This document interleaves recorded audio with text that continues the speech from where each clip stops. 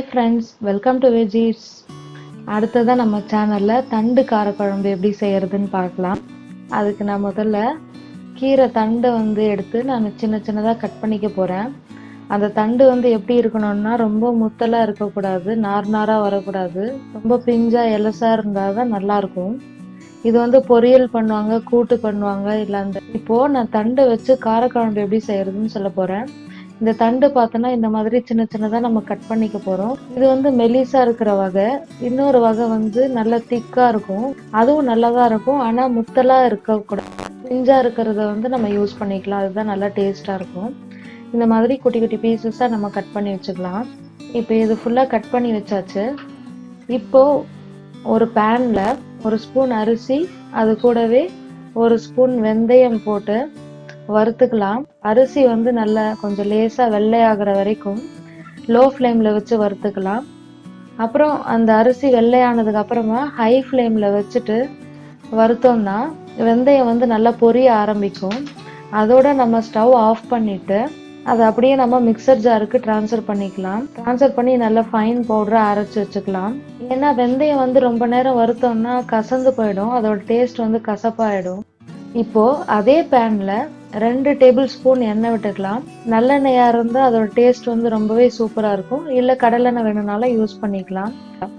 அது கூட 1/2 ஸ்பூன் கடுகு, 1/2 ஸ்பூன் சீரகம், கொஞ்சம் பெருங்காயம், ஒரு 5-6 கருவேப்பிலை, அப்புறம் 2 வெங்காயத்தை பொடியாக கட் பண்ணி வச்சுருக்கேன், அதையும் இது கூட போட்டுட்டு ஒரு 20-25 பல்லு பூண்டு அதையும் இது கூட ஆட் பண்ணிவிட்டு ஒரு வதக்கிக்கலாம். வெங்காயம் டிரான்ஸ்பரண்ட்டாக ஆனதுமே 2 தக்காளியை நான் கட் பண்ணி வச்சுருக்கேன், அதையும் இது கூட ஆட் பண்ணிவிட்டு 1/4 ஸ்பூன் மஞ்சள் தூள் போட்டு ஒரு வதக்கிக்கலாம்.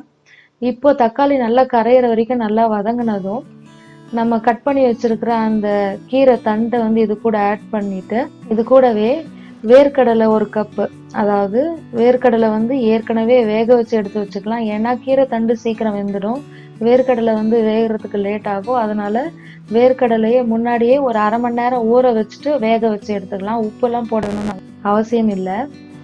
இது கூட 2 கப்பு தண்ணி விட்டுட்டு தேவையான அளவு உப்பு, அது கூடவே 1/2 ஸ்பூன் குழம்பு மிளகாய் தூள் அது கூட போட்டுட்டு ஒரு முறை கலந்து விட்டுட்டு நல்லா ஒரு 5 நிமிஷம் கொதிக்க விட்டுடலாம்.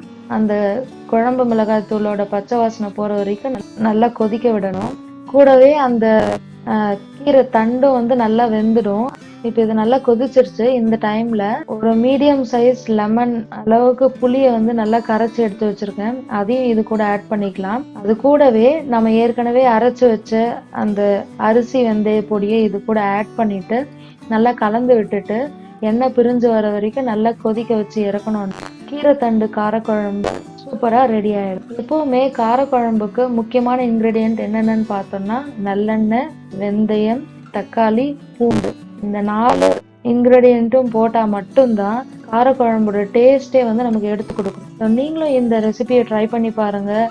ரைஸுக்கு இந்த காரக்குழம்பு வச்சு சாப்பிடும்போது ரைஸ் கொஞ்சம் கூட மீதி வைக்க மாட்டாங்க, அவ்வளோ டேஸ்ட்டாக இருக்கும். இந்த மாதிரி ரெசிபிஸ் உங்களுக்கு நிறைய வேணும்னா நம்ம சேனலை மறக்காமல் சப்ஸ்கிரைப் பண்ணுங்கள். இந்த வீடியோ உங்களுக்கு பிடிச்சிருந்ததுன்னா லைக் பண்ணுங்கள். சஜஷன்ஸ் ஏதாவது இருந்தால் கமெண்ட் பாக்ஸில் போடுங்க. தேங்க்யூ.